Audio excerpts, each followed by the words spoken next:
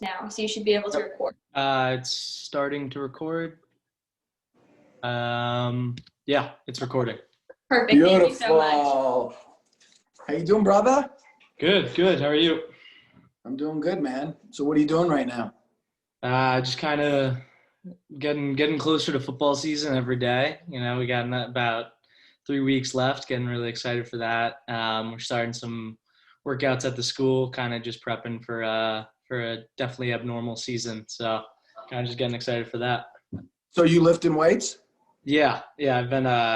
It's actually funny because for lacrosse and football, it's definitely a different type of body I want to be at. You know, for football, I want to probably have an extra 10, 15 pounds. So we got the announcement only about a month and a half before football was scheduled to start. So this last couple of weeks and in the next couple of weeks, I'm looking to just keep on that weight, put on a little more, and just kind of try to get to that football build.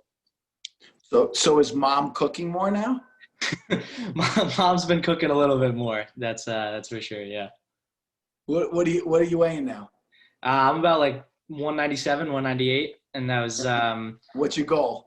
I'm trying to get like a little over 200, maybe 205. So for the fans out there that don't know who I'm talking to because I didn't announce you, this is Brendan Staub from Garden City High School. Coach Wink's talking to one of the prized possessions of Garden City High School and future Cornell Big Red. So take me through, what position did you play in football, Bren? So last year as a sophomore, I played O-guard, no tackle on the O-line, and then on defense I played D-tackle. On the way we scheme on defense, there's a weak tackle. There's a little bit more like an end, kind of an edge rush, kind of keeping the perimeter. So for this year, is definitely playing on the O-line, D-line, and then I think I'm going to mix in a little bit of linebacker this year as well. Cool. Coach Fennell coaches the D, right? Yeah, Fennell is definitely always looking to outsmart the offense on D.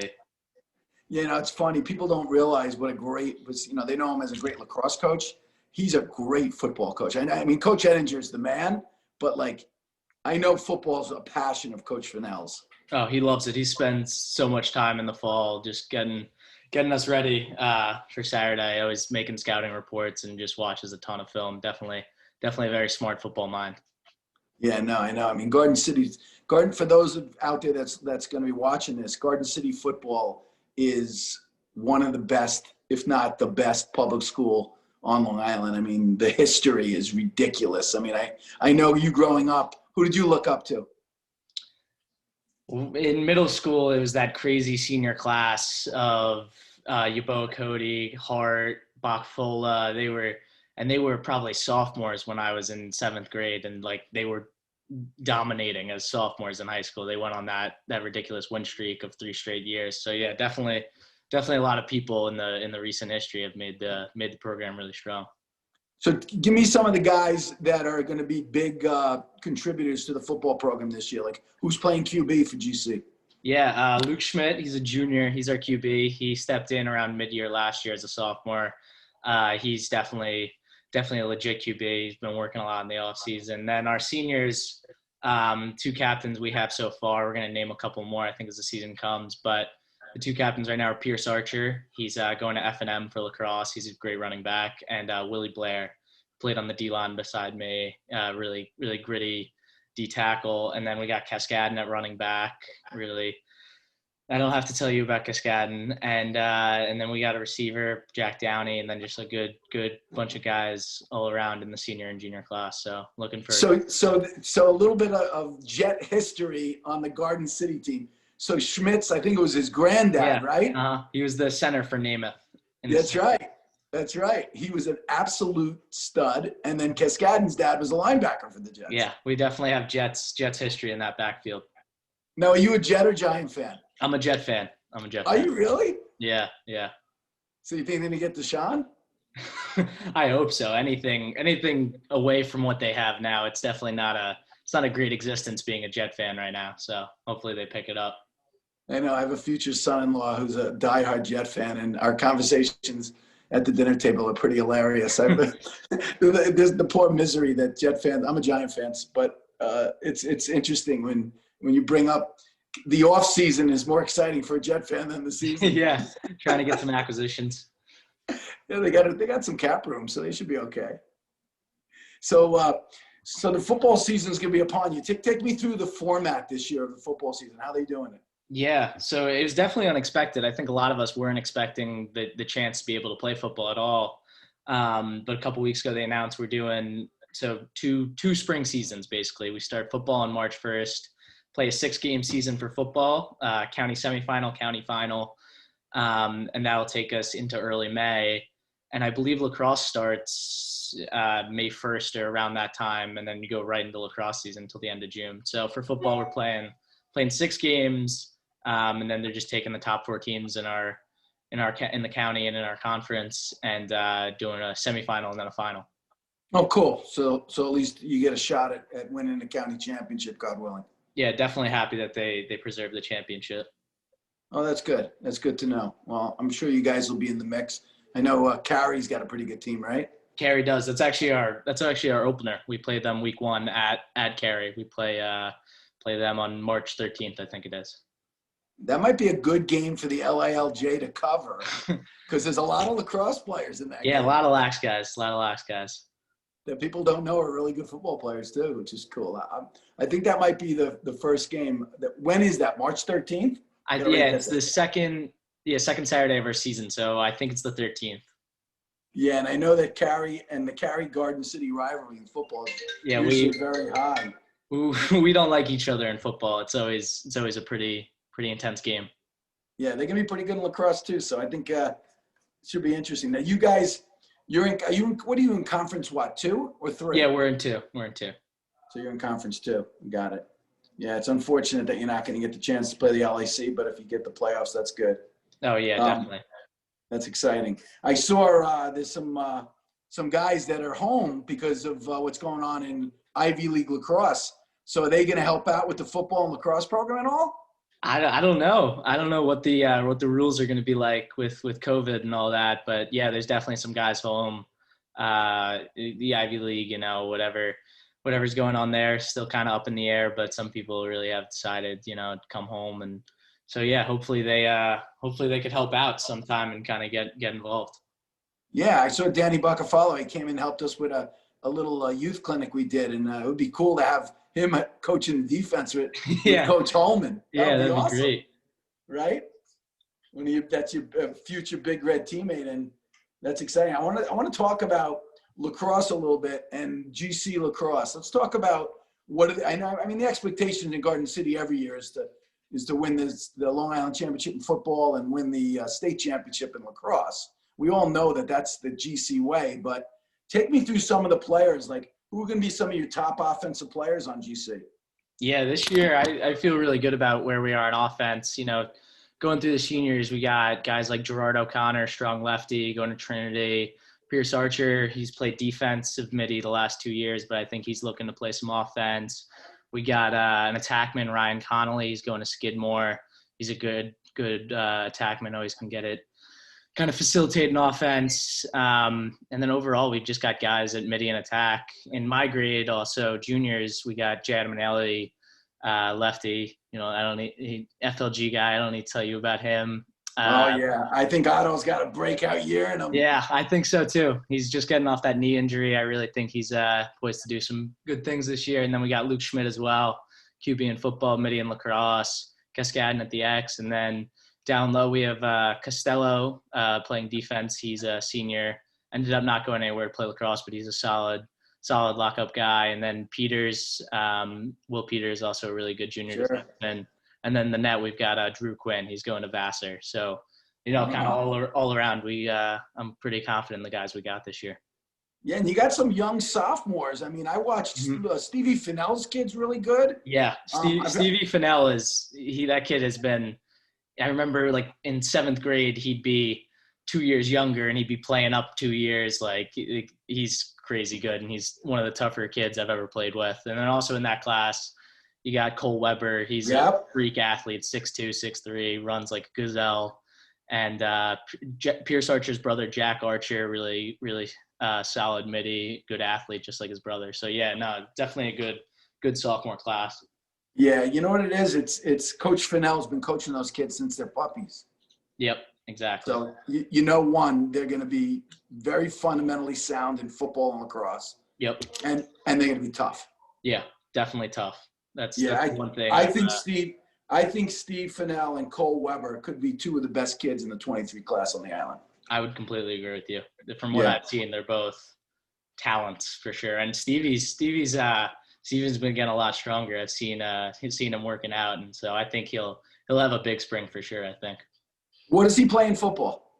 Last year he played on JV. He played some defense. I think he was an end, and then on offense, I think he's kind of somewhere in the backfield, maybe out at a wide out, something like that. I think he doesn't really have a defined position yet, but just kind of a great athlete you could use around the field anywhere. Yeah. He could be that kid from the Saints. Who's the guy who plays quarterback, tight end? Oh, Taysom Hill. Yeah, he could be Taysom Hill. That could be Fennell. That could be. I can see that kid because he's a coach's kid and he doesn't make too many mistakes. So you can put him anywhere. He'll probably know the defense, know every call. Yeah, exactly. I can see that. I can see that kid definitely being a Taysom Hill in the future. How tall is Stevie now? I know Weber's a big kid. Yeah, Weber's a big kid. He's starting to put on a little more weight. He's getting up there. He was always super tall. He's like 6'2", 6'3". Stevie's probably about my height, about 6 foot 6'1". So yeah, they're big for their age. Yeah, I think they'll have no problem hanging with the bigger guys. Does Otto play football? Jay does play football. Yeah, he I think last year he was playing defensive back and a little bit of running back. So he didn't play until last year. He played as a little kid and then gave it up for a while. Started again his sophomore year. So yeah, he could actually make an impact this year. Yeah, I got to make sure I pencil in that first game against Cary, and hopefully some of the Cary lacrosse players will listen to this video and get them all pumped up for the game, because I know they already get pumped up for the GC game. Yeah, I don't think they have any problem getting pumped up for us. I know they do. That's for sure. So let's talk a little bit about your recruiting process, because I know being a 2022 and going through the whole COVID thing in the summer, it was a little unusual because, obviously you couldn't make the visits that most kids do in the recruiting process. And I know a lot of schools were recruiting you. Just tell everybody out there what your process was like. Yeah. So, COVID definitely made everything very different. So I can't really speak on what a normal recruiting process is, but in this really abnormal year, the summer stuff, the tournaments we did get to play, the showcases I went to were huge. We played probably 4 or 5 tournaments with FLG, some play days, and I went to a couple of prospect camps, and in those just got enough film to make a highlight tape, sent that out to coaches. And then a big part of it was getting recommendations from you guys at FLG, Cornell at Garden City, and that did a lot. So on September 1st, I wasn't really sure what to expect. Ended up getting a lot of interest, a lot of calls, and then from there is really kind of a whirlwind throughout September. I ended up committing on the 31st of September or the 30th of September. So I took basically the whole month. I wasn't expecting to commit that quickly, but it just felt right. If it was normal, I probably would have narrowed down the schools to a list of 5, visited those 5, done all of that. But really what it was just kind of every day I'd be talking to someone on the phone, doing a Zoom call, doing a virtual tour, things like that. And, I ended up getting down to those 4 or 5 schools. And then from there is just kind of figuring out what was right for me. Kind of just tried to figure out everything about each school, learn as much as I could about the program, culture, school itself, and then from there. Sorry to interrupt. What were your last 4 or 5 schools, Brent? Yeah, so I had Cornell, Harvard, UNC, Michigan, and then Yale. Now, do you feel like because you couldn't go out to Michigan or go to UNC, obviously it was harder to choose a school like that, because forget that they're great schools, but you couldn't experience them? Yeah, I definitely think that might have done something. I was pretty sure I wanted to go to an Ivy either way. I'm definitely very school focused. So, what they had to offer in terms of that was definitely a huge factor in my decision. But yeah, I would have loved to go visit those schools, and it really just wasn't feasible. I went up, visited Cornell, and I visited Harvard because those were, accessible to drive, and one of them was in state. So you could really do it without having to do any of the quarantines or anything like that. I think if it had been normal, I think I would have come to the same decision. I really just think I found exactly what I was looking for in Cornell. Just with the academics and the lacrosse, I think it was just the perfect combination. But yeah, it was definitely tough to rule out those two schools without, having the same level of exposure to them as the others. Yeah, I mean, I know because we spent some time talking during the process, and I know that, obviously you were going to pick a high academic school because you're a high academic kid.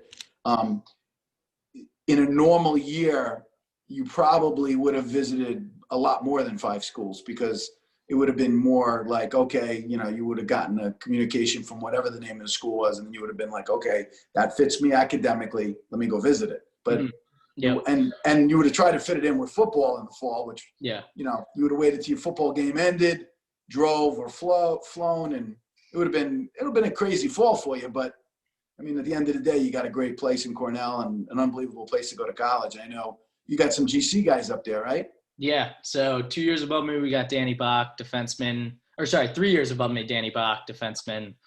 2 years above me, Billy Kephart, who I played football with last year.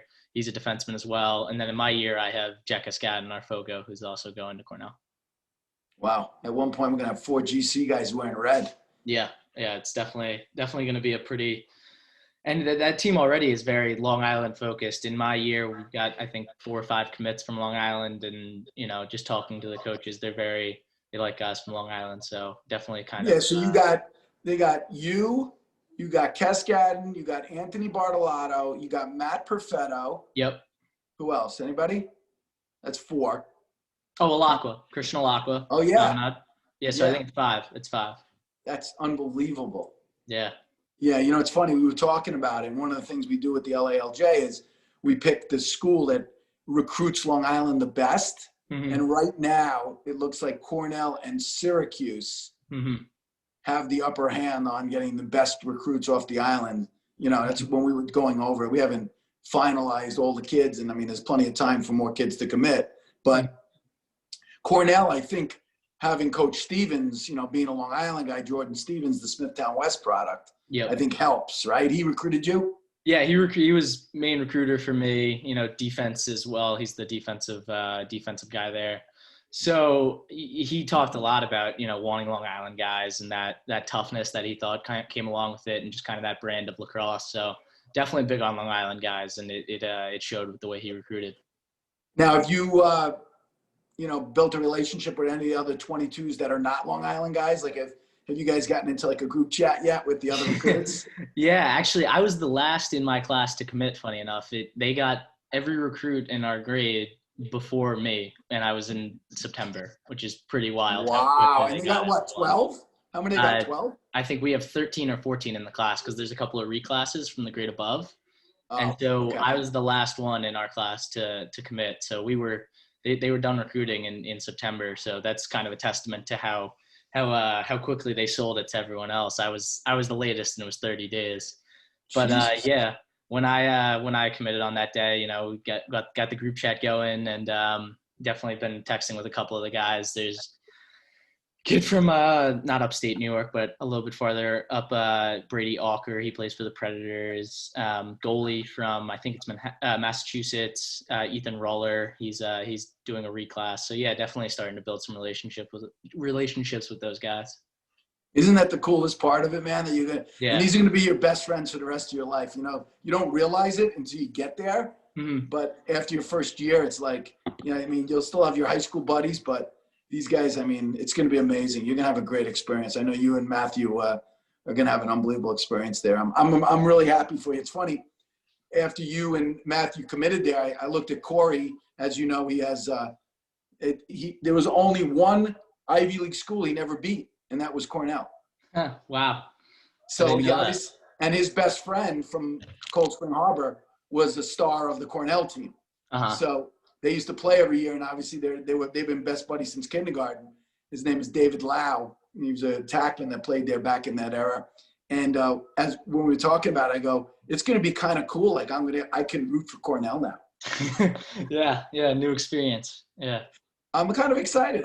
One of the things that's great about having great young men like you in the program is I get to root for kids. I don't have to root for schools as much. So when you're on ESPN, I'll be rooting for you and Matt, and you know, if your boy Adam Minnelli, wherever he ends up playing, I'm going to be rooting for him and Peters and Liam Lennon and all those guys and Will Feldman. So it's cool. It's cool that I'll have that opportunity. I'm excited for you guys. Yeah, it's awesome.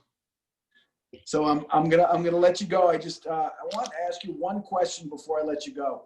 If you were to give one bit of advice to a future long pole that's going to be going through what you've just went through in your recruiting process, what would that be? I would probably say when you're at a tournament or you're at a prospect day, don't think about getting on a highlight tape, because as a defenseman, it's hard to get highlights, and you can't worry about, you know, I have to take the ball away right here. I have to go down and score a goal, or I have to get this clear. I have to beat this kid. You just got to play and let the game come to you, because on defense, more than anything, what people are watching for is, can you cover? Can you talk? Are you a good teammate? It's more, or do you hustle? It's more of those intangibles. And I'm not that flashy of a player. I think I'm pretty good at covering a guy, and that I wasn't going out trying to make highlights. You know, the highlights kind of just come when you're just playing your game. So I definitely struggled with it at a time or two, where I'd go out and try to chase something and you just end up looking bad. So, I mean, I don't know what recruiting is going to be like this year, but I would just say, let the game come to you, focus on what you can control, and really just show the hustle, because I think that's kind of what did it for me, was that hustle and the just kind of letting the game come to me. That's great advice. That really is great advice, Brennan. I really appreciate the advice. And I know young defenseman, you could tell your boy Cole Weber, because he'll be going through it in, 6 months, and you can give him that advice. And hopefully other defensemen will listen to this and realize that it's funny, because I was just watching a highlight tape from a defenseman, and the first 2 clips is him going over the head on a kid. Yeah. And no one wants to see that. Yeah. Because it's not the right play. And, unless you're being coached by the Eric Dunns of the world, or the Steve Fennell and Timmy Holmans of the world, most guys don't get that. And, it's funny, because we just did a thing and Jerry Burns, who recruited you, spoke on it. And he said that it's not the guy covering the ball as much as it's the 5 guys that are going to rotate, if he gets beat, or even if he doesn't get beat. Yeah, so definitely. It's a team. And it's advice that I think that people have to realize and listen to the coaches. And that's really good advice. And I really appreciate you giving that. That was great advice. Well, I'm going to let you go. Okay. You can send us that recording. You're going to send them to Dropbox. Are you sending it to him already? Oh, Alexa's the greatest. She already sent it to you. It was great talking to you, buddy. Great talking to you as well. Thanks for having me on. No problem. Send my best to your family. Will do. Take care, bud.